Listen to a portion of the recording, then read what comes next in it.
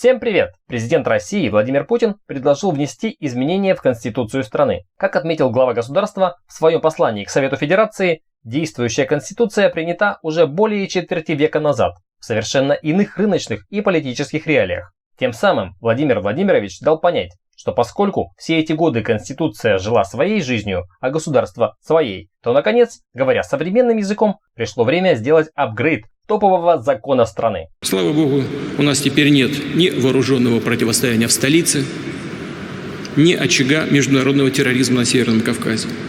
Несмотря на ряд нерешенных, достаточно острых проблем, о которых мы говорили сегодня, стабилизировалась, тем не менее, ситуация в экономике и социальной сфере.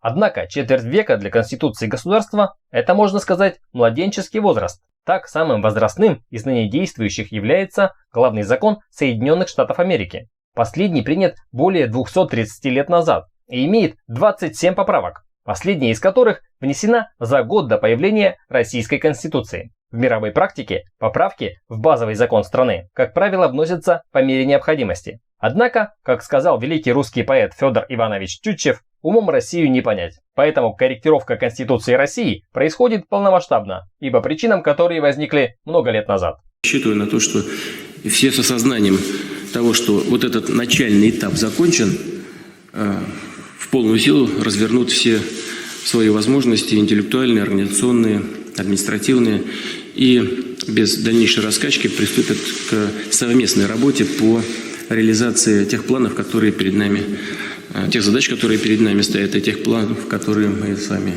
вместе формулировали. Возможно, Владимир Владимирович подумал, что уж мелочиться, и перед окончанием своего президентского пути внес сразу десяток поправок, направленных на улучшение работы органов государственного управления.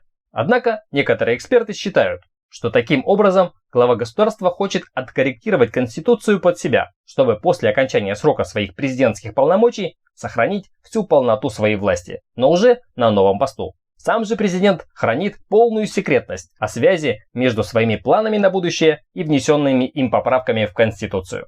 А когда вы решение приняли? Не скажу. Друзья, давайте с точки зрения формальной логики разберемся, какую реально цель преследует Владимир Путин, предлагая поправки в основной закон Российской Федерации. Во-первых, президент предложил установить приоритет Конституции России на территории страны перед международным правом. Сейчас все наоборот. Поэтому формально основной закон допускает внешнее влияние на законодательство России. Учитывая то, что Российская Федерация постоянно подвергается международным санкциям, понятно, почему этот пункт возглавил список президентских поправок в Конституцию России. Агрессор, он все равно должен знать, что возмездие неизбежно, что он будет уничтожен. И, а мы жертвы агрессии. И мы как мученики попадем в рай. А они просто сдохнут. Потому что они даже раскаяться не успеют.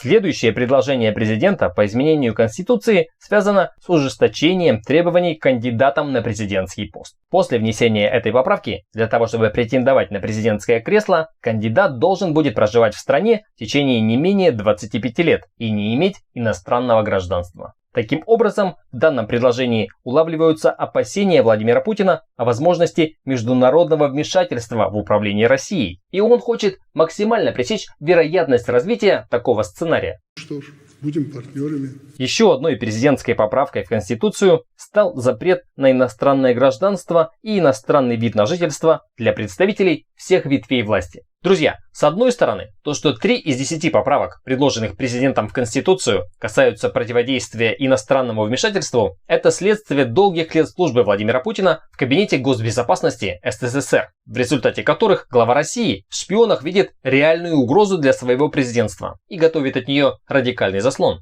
А с другой стороны, возможно, антишпионские поправки в Конституцию призваны отвлечь внимание россиян от сути предлагаемых президентом изменений. Надо заранее все спокойно в деловой обстановке, продумав каждый шаг, подготовить. Потом решение должно быть принято и реализовано.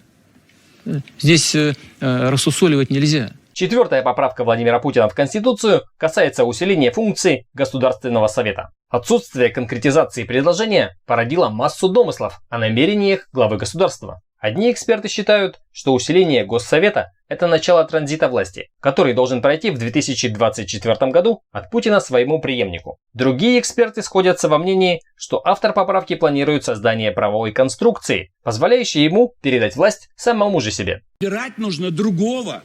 А если одного и того же, то слово выбор убираем. В следующий раз пойдете избираться? Не надо в следующий раз не будет, вы даже понять не можете. Это были последние выборы. Все. Да. Теперь будет Госсовет, формируемый действующим президентом. И Госсовет этот будет управлять как президент. Выборы нужны, сэкономим деньги. Этот маразм, это издевательство над избирателями и над нами прекратится. Следующая поправка касается передачи президентом в Государственную Думу полномочий по утверждению кандидатуры председателя правительства и формирования Кабинета министров. При этом за главой государства сохраняется право на отстранение премьер-министра и других членов правительства. Эта поправка, в отличие от предыдущих, ограничивает власть президента и усиливает позицию экспертов, высказывающихся за то, что Владимир Путин в 2024 году останется у руля, но уже в качестве руководителя Государственного совета. Варианты, сценарии на нашей земле не пройдут. Они не пройдут! Глядя на шестую президентскую поправку, которая говорит о назначении руководителей силовых ведомств и прокуроров регионов президентом на основании консультаций с Советом Федерации, может показаться, что Владимира Путина действительно перестала интересовать должность президента. Однако это впечатление обманчиво, ведь речь идет не о потере им полномочий, а лишь о внесении в деятельность президента хоть какого-то разнообразия. Это и понятно, ведь любому нормальному человеку надоест выполнять одну и ту же работу в течение 20 лет подряд. Нам точно надо заканчивать, потому что уж много времени прошло. Спасибо вам большое. Следующей поправкой Владимир Путин предложил законодательно закрепить условия, по которому минимальный размер оплаты труда должен быть не ниже прожиточного минимума, а пенсии должны ежегодно индексироваться. Данная поправка не затрагивает полномочия президента России, так же как и не улучшает условия жизни россиян. Ведь размер прожиточного минимума и размер индексации пенсий в поправке не оговариваются. А эти социальные гарантии уже давно закреплены другими законами. Честно говоря, даже свою зарплату как бы так вот приносят, я их складываю и на счет отправляю, даже не считаю.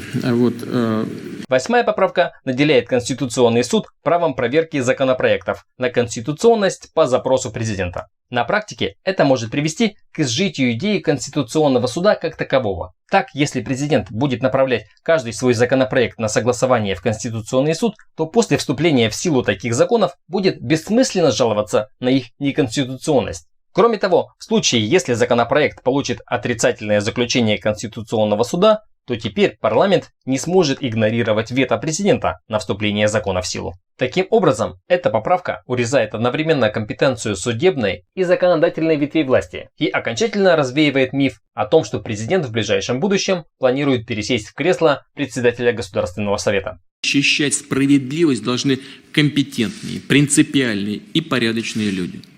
Профессионалы, хорошо понимающие ответственность за каждое принятое решение. Случайных людей в системе быть не должно. А от нерадивых, безграмотных, а в любой системе такие люди могут появляться, от них, конечно, нужно избавляться и как можно быстрее. Говорить о том, что Конституционный суд может не согласовать президенту проект закона, пожалуй, бессмысленно. Ведь предложенные изменения предполагают, что президент будет иметь право инициировать процесс отрешения должности судей Конституционного и Верховного судов Российской Федерации. Логика президента понятна. Не всегда же только он должен отдавать свои полномочия. Выбор должен быть всегда в пользу справедливости. Финальным предложением президента по модернизации Конституции является идея закрепления принципа единой системы исполнительной власти. Как будет действовать этот механизм, в поправке не говорится. Поэтому данное изменение Конституции может выразиться в прямом назначении президентом как глав сельских администраций, так и их водителей. Друзья, таким образом можно лишь гадать, то ли президент решил возродить монархию в России, то ли начал готовить для себя отступные пути. Очевидно лишь то, что в следующие 4 года Владимир Путин уже будет работать по новым правилам. А в какой должности, покажет время. Подписывайтесь на канал «Обо всем с юмором» и пишите в комментариях то, о чем вы думаете по этому поводу. Ставьте лайки, если вам понравилось это видео. Спасибо за внимание. Пока.